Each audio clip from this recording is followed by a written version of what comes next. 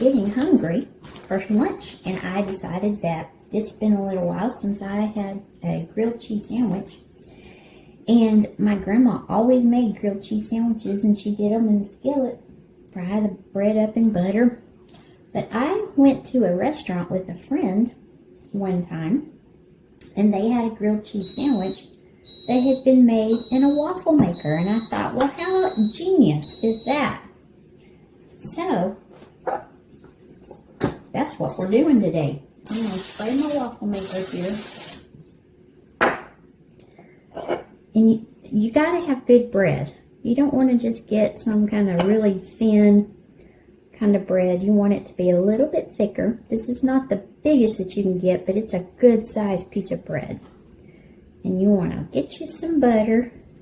The real thing. We're not using that margarine.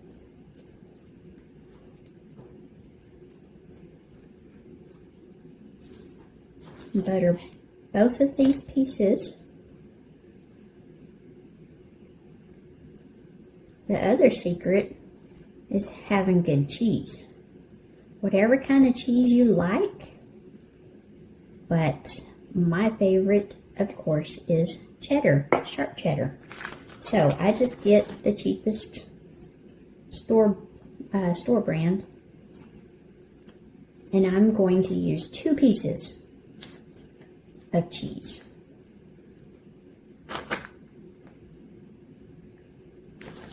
I'm going to put buttered side down onto the waffle maker.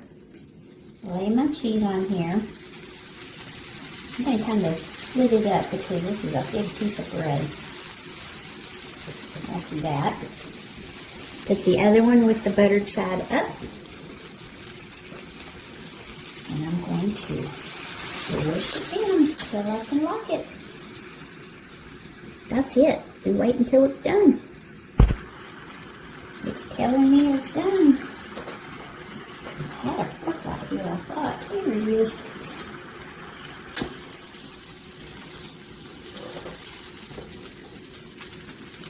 Now, I like mine to be a little crispier than that, so I'm going to let it go just a little while longer.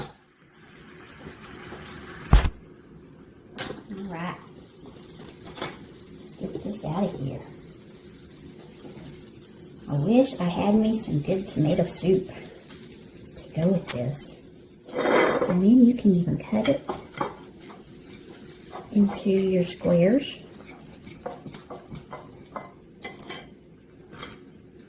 Or you can eat it just whole like it is.